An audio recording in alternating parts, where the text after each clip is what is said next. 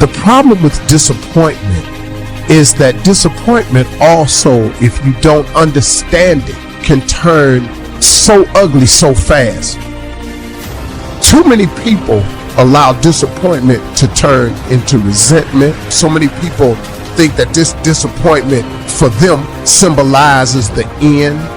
When you allow for disappointment to turn into resentment, and you allow disappointment to turn into the final verdict, you're losing what disappointment actually can become for you. And I want you all to start looking at disappointment as motivation.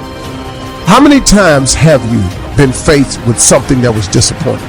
Let's say you go in to get a job and you're on your last interview, and I have been in this position, man. I was trying to get an insurance job one time years ago, and I went in and I had gone through about 3 or 4 interviews. I was at my final interview, and I said, man, I'm about to get this job, man. Get my little family together, I'll be all right. And got to that interview, and they told me no. That disappointment for me was gut-wrenching.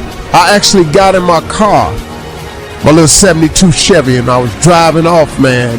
And tears was in my eyes when I got up on the freeway, and I drove back, and I looked back over at that big building with that big, powerful name on it. And I had gone through 4 interviews, and all of a sudden, I was so disappointed in not getting hired. But you know what I learned to do, though? From that moment on, I turned all my disappointment into motivation. I said, okay, I use it as a challenge. Okay, I'll show you. From the time my teacher told me that you ain't gonna never be nothing, that there's no way they'll put somebody like you on TV because you have a stuttering problem and you can't even talk. But who are you who is issuing out this disappointment?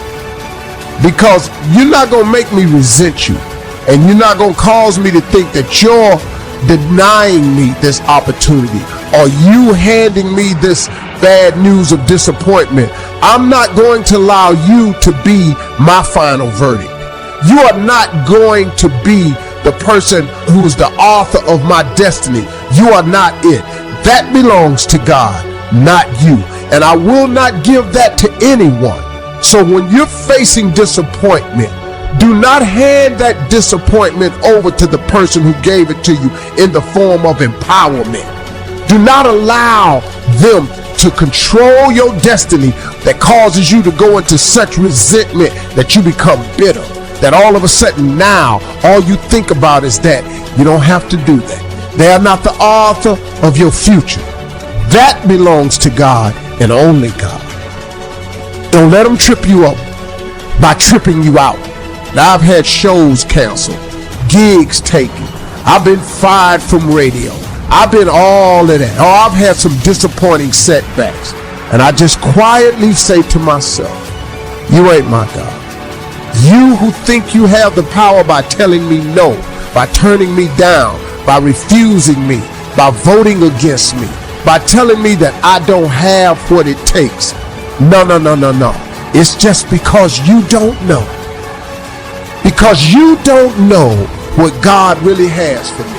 And that ain't your fault. So why bear resentment for these people? Because they are not the author of your destiny. And don't you dare give them that.